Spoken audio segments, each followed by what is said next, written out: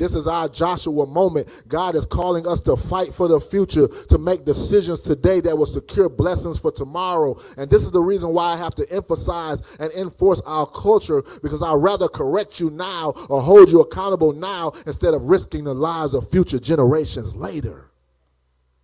Because every move we make or take now is creating legacy, is leading somewhere to someone. And so what kind of legacy are you building?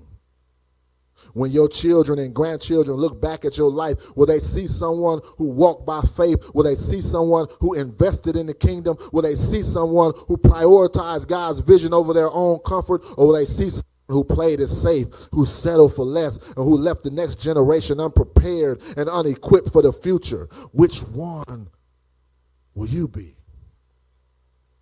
And this ain't about our individual lives. It's about the legacy of this house. When people walk through these doors 20 years from now, what will they inherit? Will they find a ministry that was strong, faithful, and prepared to carry the work of the Lord and the vision forward? Or will they find a house that fell apart because the people didn't do the inward and outward work God requires of us all?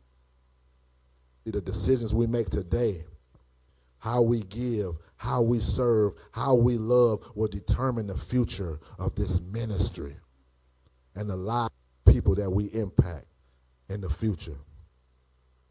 The impacts we made already just this December with them little kids, they'll never forget that. I bet if that happened at that age for me, I'd never forget. That'll be a memory that I've always remembered. And that was this small church. And they started in the storefront. They didn't have much, just a few families. Sound familiar? Handful of chairs. But they had a vision from God. And because they stayed true to the vision, God provided for them.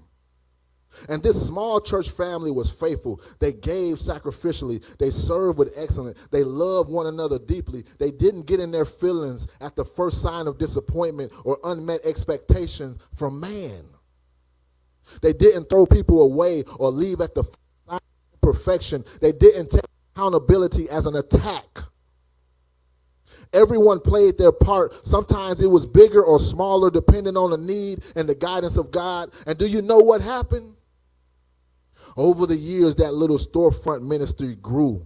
It became a community hub, a place of hope and restoration. Generations were saved because the seeds that were planted in those early days. People were married. People got baptized, healed, and made whole. People was fed. People learned and experienced only what a loving church can offer. And today that ministry is thriving.